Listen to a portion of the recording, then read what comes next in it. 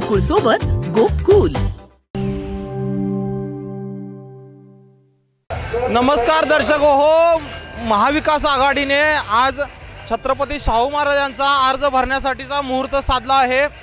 आज कोल्हापूर जिल्ह्यातील अनेक नेते या निमित्ताने कोल्हापूरमध्ये महाराजांचा अर्ज भरण्यासाठी दाखल झालेले आहेत। सध्या आपल्यासोबत आहेत नुकतेच काँग्रेस गटात सामील झालेले ए.वाय. पाटील साहेब, त्यांच्याशी संवाद साधणार आहोत।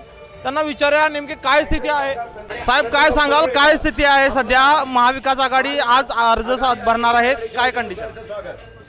आमच्या मतदारसंघामध्ये खूप अशी चांगली परिस्थिती या निवडणुकीनिमित्तानं झालेली आहे। चांगल्या पद्धतीचं मतदान राधानगरी मतदारसंघामध्ये होईल अशी मला आशा आहे।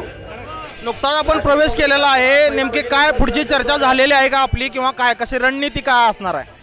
लोकसभेच्या अनुषंगानं अशा पद्धतीने आम्ही जाणार आहोत। शाहू महाराजांचा जो विचार आहे, शाहू महाराजांनी केलेलं पूर्वीचं काम आणि आत्ताचा शाहू महाराजांचा समतेचा विचार ते घेऊन चालले, ते लोकांच्यामध्ये पोहोचवणार आणि काय गरज आहे शाहू महाराज मतदान करायची ती लोकांना पटवून देणार आहोत। आंबेडकर आपल्या मतावर ठाम आहेत, एक आपला गट्टा असल्याचं ते म्हणतायत, यावर तुम्ही काय मार्ग काढलेला आहे?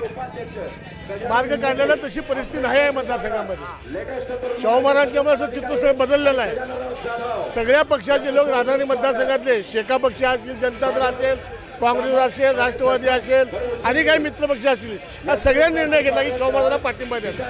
धन्यवाद साहेब। तर हे होते ए.वाय. पाटील। जरी आंबेडकरांनी ठाम निर्णय घेतला असला तरी आता जिल्ह्यात राधानगरीतल्या लोकांनी असं ठरवलेलं आहे की आम्ही शाहू महाराजांसोबत राहणार आहोत आणि त्यांचं ऋण फेडणार आहोत। त्यामुळं काय होते नवनवीन अपडेट अशाच पाहत राहा लाईव्ह मराठीमध्ये।